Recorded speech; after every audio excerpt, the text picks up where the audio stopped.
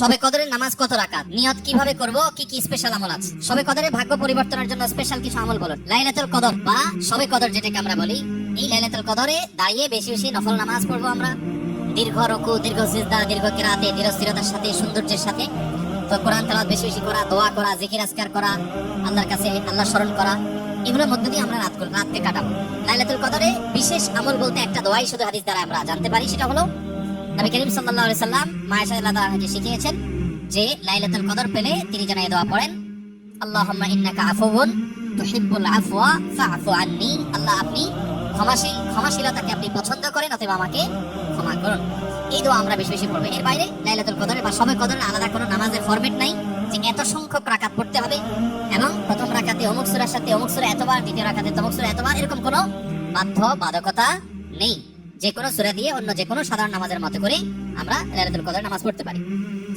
আর এর জন্য আলাদা কোনো নিয়ত নেই যে নাওয়াইতু আন উসাল্লিয়া সালাত লাইলাতুল কদর বা লাইলাতুল কদর নামাজ পড়ছি, এরকম কোনো আলাদা নিয়ত দরকার নেই। আমি লাইলাতুল কদর পড়ছি, আমার মাথায় আছে, এটুকুই নিয়ত ইনশাআল্লাহ যথেষ্ট হবে এবং সুন্দরভাবে সালাত আদায় করে নামাজ পড়াটাই হলো গুরুত্বপূর্ণ। শবে কদরে ভাগ্য পরিবর্তনের জন্য স্পেশাল কিছু আমল বলুন। লাইলাতুল কদরে গুরুত্বপূর্ণ বিষয়গুলো ধার্য হয়। আল্লাহ তাআলা সূরা দুখানের একেবারে শুরুতে বলেছেন, ফিহা ইউফরাকু কুল্লু আমরিন হাকিম। লাইলাতুল কদরে সব গুরুত্বপূর্ণ বিষয়গুলোকে ধার্য করা হয়। এইজন্য লাইলাতুল কদরে গুরুত্বপূর্ণ বিষয় যেন আমার নসিবে আল্লাহ লেখেন, আল্লাহ যেন তাকদীরে ভালো কিছু দেন, আমরা আল্লাহর কাছে দোয়া করব। এবং সেই সাথে তাকদীরে যেন ভালো কিছু হয় সেজন্য নেক আমল করব ইনশাআল্লাহ। যে যত বেশি নেক আমল করবে এবং যে যত বেশি গুনাহ থেকে বেঁচে থাকবে, আল্লাহ তাআলা তার জন্য তত বেশি কল্যাণের ফয়সালা, ভালোর ফয়সালা করবেন।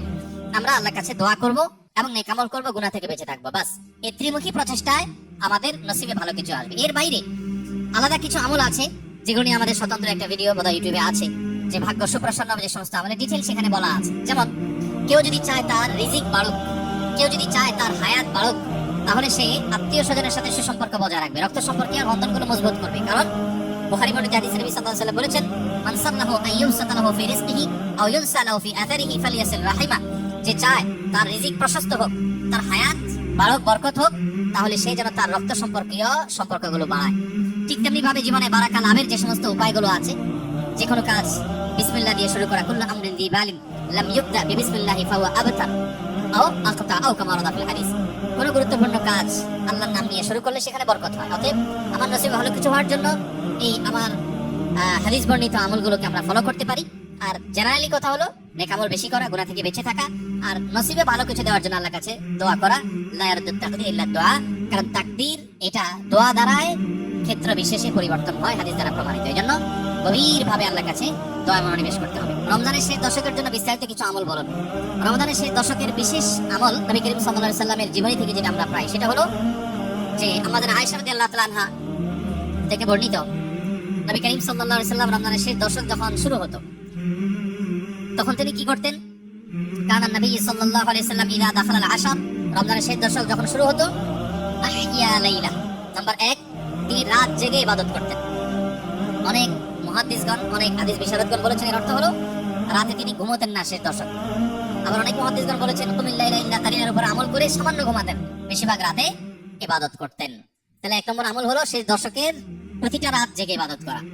নাম্বার 2, ওয়া আইকাযা আহলা, নফল আমলের জন্য অন্য কোনো সময় পরিবারকে ডেকে তুলতেন না, কিন্তু রমজানের শেষ দশক পরিবারকে ঘুম থেকে ডেকে তুলতেন ইবাদতের জন্য। তার মানে পরিবারকে ইবাদতের জন্য উদ্বুদ্ধ করতে হবে। 3 নম্বর, ওয়াসাদ্দা মিযজারা, তিনি ইবাদতের জন্য কোমর বেঁধে নিতেন। কোমর বেঁধে নেওয়ার একটা অর্থ করেছেন অনেক হাদিস বিশারদ, স্ত্রী সহবাস থেকে দূরে থাকতেন। আরবরা এরকম কোমর বেঁধে নেওয়া বলতে এরকম ইঙ্গিত করে থাকে। আবার অনেক মুহাদ্দিসগণ এর ব্যাখ্যা করেছেন যে কোমর বেঁধে নেওয়া মানে আমরা যেরকম বলি কোমর বেঁধে ইবাদত করা, কোমর বেঁধে নেমে যাওয়া কোনো কাজে, তার মানে সর্বোচ্চ মেহনত এবং পরিশ্রম সাধনা করতেন ইবাদতের জন্য। আর অন্য আরেকটি হাদিসে আসছে, কানা ইয়াজিতাহিদু ফীহি মা লা ইয়াজিতাহিদু ফি গায়রি, নবীজি শেষ দশকে ইবাদতের জন্য এত বেশি পরিশ্রম করতেন, বছরে অন্য কোনো সময় ইবাদতের জন্য এত পরিশ্রম করতেন না। অথচ আমরা শেষ দশকে বেশিরভাগ মানুষ হয় গ্রামের বাড়ি যাওয়ার নিয়ে ব্যস্ত, গ্রামের বাড়ি যাওয়ার পরে বিভিন্ন বাড়িতে বাড়িতে ঘোরার, গ্রামে গ্রামে ঘোরার নিয়ে ব্যস্ত, আর শহরে যারা আছে তারা কেনাকাটা, শপিং ইত্যাদিতে ব্যস্ত। তো এটা হলো আমাদের শেষ দশকের অভ্যাস, যেটা হাদিসের একেবারে বিপরীত। শেষ দশক হওয়া উচিত প্রথম দশক, দ্বিতীয় দশকের চেয়ে বেশি ইবাদতে বেশি মনোযোগী হওয়া উচিত আমাদের শেষ দশক। আল্লাহ আমাদেরকে তৌফিক দান করুন। রমজানে নারীরা উচ্চ আওয়াজে কোরআন তেলাওয়াত করতে পারবেন কিনা?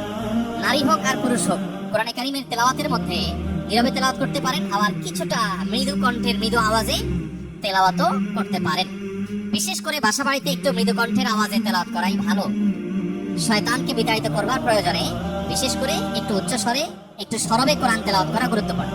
মেয়েদের কোরআন তেলাওয়াতের ক্ষেত্রে লক্ষ্য করতে হবে যে পরপুরুষের কানে যেন তেলাওয়াতের আওয়াজ না যায়, রাস্তায় বাসার বাইরে যেন না যায়, সেটা খেয়াল রাখতে হবে। বাসার ভিতরে যদি থাকে, পরপুরুষ বা গায়রে মাহরামের কানে যদি আওয়াজ যাওয়ার আশঙ্কা না থাকে, তাহলে কোনো অসুবিধা নেই। বাসায় বসে সেরকম তেলাওয়াত মা বোনরা করতে পারবেন এবং সবসময় তাদের একেবারে নীরবেই করতে হবে এমন কোনো বাধ্যবাধকতা নাই, বরং যেটা সরবে করতে পারেন। বিশেষ করে পরিবারের অন্যান্য সদস্যদেরকে কোরআন তেলাওয়াতে উদ্বুদ্ধ করার জন্য যদি একটু আওয়াজ দিয়ে পড়েন, তাতে কোনো অসুবিধা নাই, বরং অনেক ক্ষেত্রে এটা ভালো সন্তানদেরকে অভ্যস্ত করার জন্য। এবং বিশেষ করে আজকাল তো একটু সরবে আওয়াজ কোরআন তেলাওয়াত এটা বাসাবাড়ি থেকে আমাদের বিভিন্ন জায়গা থেকে উঠে গেছে, এটা করা দরকার। মসজিদে যখন আপনি তেলাওয়াত করবেন বা এমন জায়গায় তেলাওয়াত করবেন যেখানে আর অনেক মানুষ আছে, সেখানে জোরে তেলাওয়াত করলে অন্যদের ডিস্টার্ব হবে, সেখানে অন্যের ডিস্টার্ব যেন না হয় সেভাবে আপনাকে তেলাওয়াত করতে হবে। নবী করিম সাল্লাল্লাহু আলাইহি ওয়াসাল্লাম মসজিদে নববীতে এক ব্যক্তিকে উচ্চ স্বরে কোরআন তেলাওয়াত করতে শুনে বলেছেন যে তুমি যাকে শোনাতে চাচ্ছ তিনি বধির নন, অর্থাৎ তোমার আওয়াজ যেন অন্য কারোর কষ্টের কারণ, ডিস্টার্বের কারণ না হয়, এটা আমাদের খেয়াল রাখতে হবে ইনশাআল্লাহ। আমি 12 ঘন্টা কাজ করি, রোজা রেখে নামাজ না পড়লে কি রোজা হবে? রোজা রেখে নামাজ যদি কেউ না পড়ে তাহলে এটা হলো লুঙ্গি খুলে পাগড়ি পরার মতো, অর্থাৎ রোজার গুরুত্বের চাইতে নামাজের গুরুত্ব বেশি না কম? বেশি। এখন আপনি রোজা রাখছেন কিন্তু নামাজ পড়েন নাই, তাহলে আপনি পাগড়ি পরছেন কিন্তু লুঙ্গি পরেন নাই, তাহলে পাগড়ি পরছেন, পাগড়ি পরার সওয়াব পাবেন, কিন্তু তার চাইতে লুঙ্গি না পরার গুনাহ ভয়ঙ্কর। তো এই জন্য রোজা রাখছেন, রোজার সওয়াব পাবেন, কিন্তু নামাজ পড়েন নাই, তার জন্য গুনাহ হবে তার চাইতে অনেক বেশি। এই জন্য রোজা রাখা উচিত, আবার নামাজও পড়া উচিত। রোজা রাখা যতটা উচিত, নামাজ তার চেয়ে বেশি পড়া, নামাজ পড়া আরো বেশি উচিত বা বেশি কর্তব্য। অতএব এই গুরুত্বটা আমাদের বুঝতে হবে এবং বোঝার চেষ্টা করতে হবে। আল্লাহ আমাদেরকে তৌফিক দান করুন।